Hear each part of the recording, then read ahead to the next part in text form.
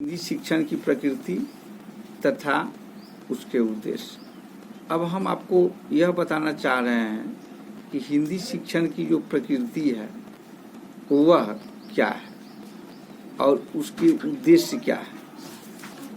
हिंदी भाषा शिक्षण जो होता है उसमें हम जब प्रकृति के बारे में हम समझते हैं तो आप यह समझिए कि हिंदी संस्कृति जो है वह भाषाओं को एक दूसरे से जोड़ने का एक बहुत बड़ा सामाजिक तथा हमारे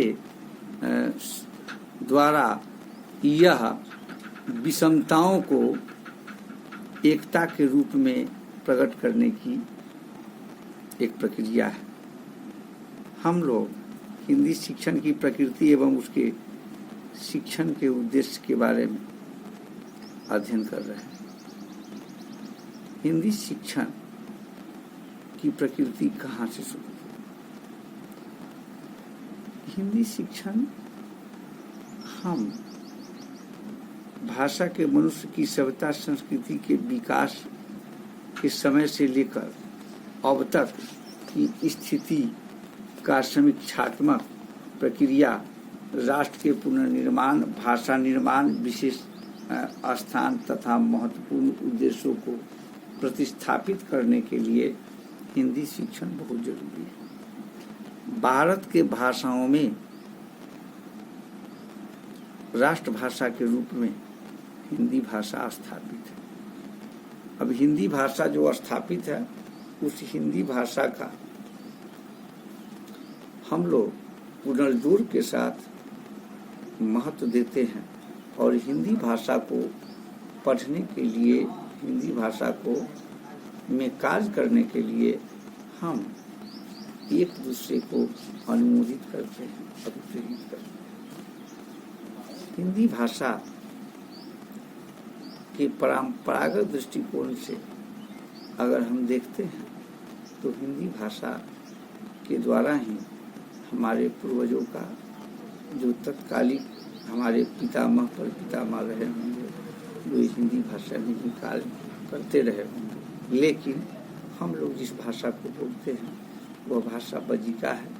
विद्यालयी भाषा के रूप में हिंदी भाषा का प्रयोग करते हैं। फिर भी हमारे किताब की भाषा हिंदी है, लेकिन हम हिंदी माध्यम से पढ़ रहे हैं इसलिए ना, और जहाँ संस्कृत माध्यम है, जहाँ उर्दू माध्यम है, जहाँ अंग्रेजी माध्यम है, उसमें तो किताब की भाषा हिंदी नहीं होगी, वहाँ तो उसकी माध्यम होगी जिसकी माध्यम होगी। हाँ, हम लोग हिंदी भाषा शिक्षण पढ़ रहे हैं इसलिए हम लोग कुछ भी पढ़ेंगे तो उसको हिंदी में ही पढ़ेंगे और हिंदी में ही समझेंगे। हिंदी में पढ़ेंगे और हिंदी में जब समझेंगे तो हम हिंदी में समझा भी सकते हैं। अब समझेंगे और समझा सकते हैं, यह दो प्रकार की बात हमारे सामने आ जाती है। सबसे पहला कि हम जिस तथ्य को, जिस बात को, जिस विषय वस्तु को हिंदी भाषा में समझते हैं उसको हिंदी भाषा में ही हम समझा सकते हैं। लेकिन हम केवल और केवल हिंदी भाषा जानते हैं, अगर उस बात को किसी दूसरे भाषा में समझाना पड़े तो हम तो नहीं समझा सकते।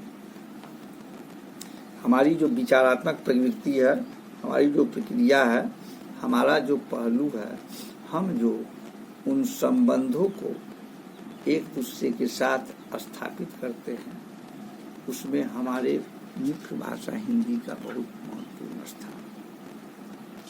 हिंदी भाषा शिक्षण के मुख्य उद्देश्य है, हम लिख सकते हैं। पहला उद्देश्य है हिंदी शिक्षण का उद्देश्य छात्र को सरल एवं स्पष्ट, प्रभावयुक्त और सुमधुरता पूर्वक अपने विचारों एवं अनुभूतियों को अभिव्यक्त करने योग्य बनाता है। पहला ही हो गया। दूसरा हो गया हाँ, हिंदी भाषा शिक्षण के, हिंदी भाषा शिक्षण, हाँ, तो हिंदी भाषा,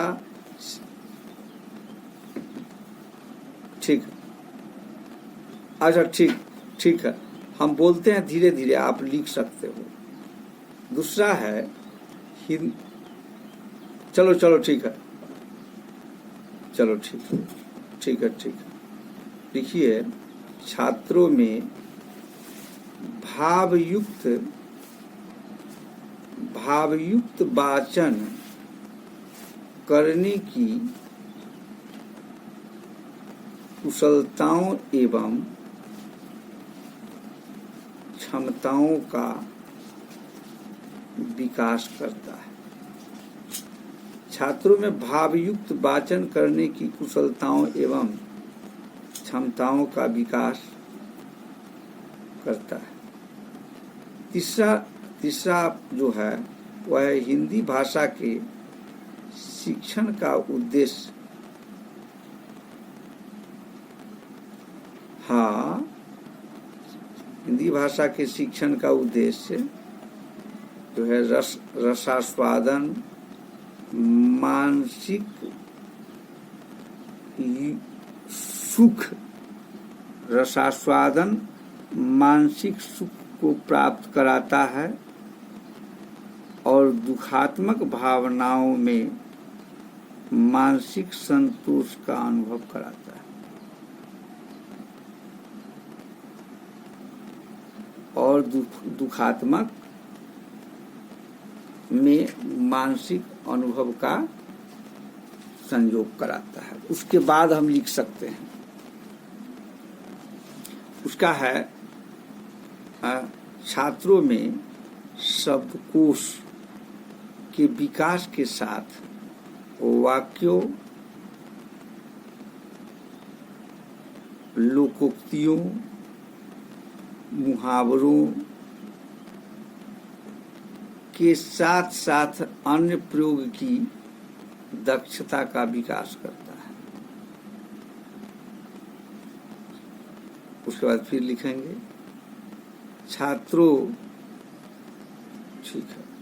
छात्रों को भाव अभिव्यंजन की क्षमताओं से अभिव्यंजना की क्षमताओं से संपन्न कराना हिंदी शिक्षण का उद्देश्य है।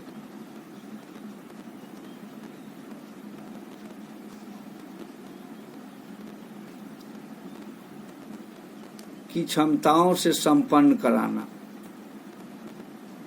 ठीक है। उसके बाद लिखिए, छठा लिख सकते हैं, छात्रों में साहित्यिक चिंतन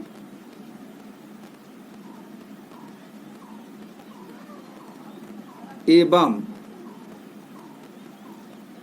मनन की योग्यताओं का विकास। छात्रों में साहित्यिक चिंतन एवं मनन की योग्यताओं का विकास। छात्रों में अंतर्बुझ की भावनाओं को जागृत एवं विकसित करना।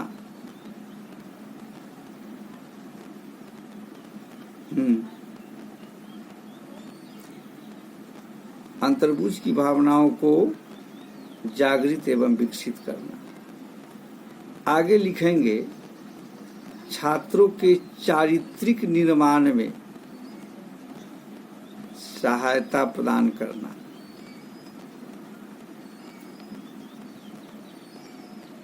चारित्रिक निर्माण में सहायता प्रदान करना। आप बीच में अब नहीं बोलिए, हमको ये रिकॉर्डिंग सारा खत्म हो जाएगा। चलिए, हाँ, लेक्चर में कहीं लिखाया जाता है, तो यही हो गया। हम समझ सकते हैं, छात्रों के अच्छे साहित्य के पठन पाठन की जो सृजन एवं विश्लेषण की जो क्षमता है, उसको भी प्रोत्साहित हिंदी शिक्षण के माध्यम से किया जा सकता है। छात्रों के जीवन में सामाजिक कुशलताओं को अभिवृद्धि कर हिंदी शिक्षण के उद्देश्य को समझा जा सकता है। छात्रों में उन सभी परिकल्पनाओं का विकास करना हम उपयुक्त मानते हैं जिस परिकल्पनाओं का आधार समयष्टि, संकल्पनाओं तथा संभावनाओं को मजबूत बनाता है। छात्रों की जो अभिज्ञान क्षमता है, छात्रों में पढ़ने की क्षमता, छात्रों में बोलने की क्षमता, छात्रों में विभिन्न क्षमताओं का विकास एक ऐसे अलौकिकताओं को प्रभावयुक्त बनाता है जिसके स्तर को अंतर सूझ का आधार देते हैं, जिसको हम अंतर्बूझ भी आप समझ सकते हैं। अंतर्बूझ का सीधा अर्थ होता है जो अपने मानसिक परिदृश्य में मानसिक दशा को आंतरिक दृष्टिकोण से समझ बूझकर उसके ज्ञानात्मक परिकल्पनाओं को, संज्ञानात्मक अभिक्षमताओं को उपयुक्त स्थिति में उसका विकास कर।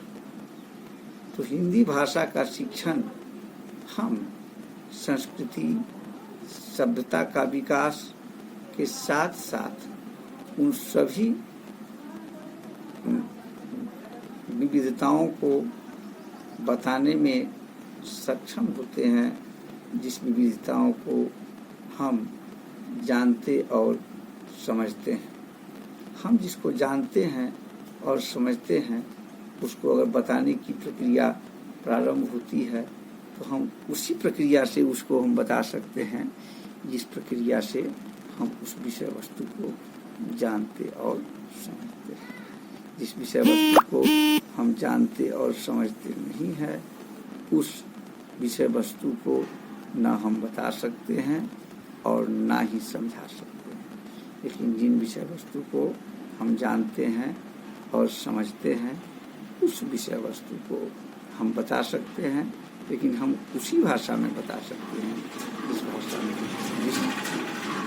भाषा में हम अपने आप को किसी के सामने प्रस्तुत कर सकते हैं। छात्रों के शब्द की संरचना, वाक्य की संरचना और भाषा ज्ञान से अवगत कराते हुए छात्रों में वह हिंदी भाषा के ज्ञानात्मक, संवेदनात्मक शिक्षण उद्देश्य को भी समझा जा सकता है।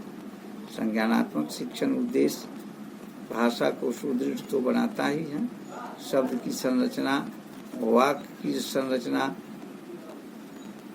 के साथ साथ भाषा ज्ञान संरचना को भी बढ़ाकर और उसे अंतर्मूल तक पहुंचाता है। हम लोग अपने आप जब किसी बच्चों को पढ़ाते हैं तो हम अपने व्यवहार से उसे संतुष्ट करते हुए हम उससे भी वैसा व्यवहार अपने लिए चाहते हैं जैसा व्यवहार हम किसी को दे सकते हैं। लेकिन कभी कभी यह होता है कि हम दूसरे से व्यवहार तो अच्छा चाहते हैं लेकिन मैं उसके साथ अच्छा व्यवहार नहीं रखता हूँ। जैसी की बात ऐसा नहीं होना चाहिए।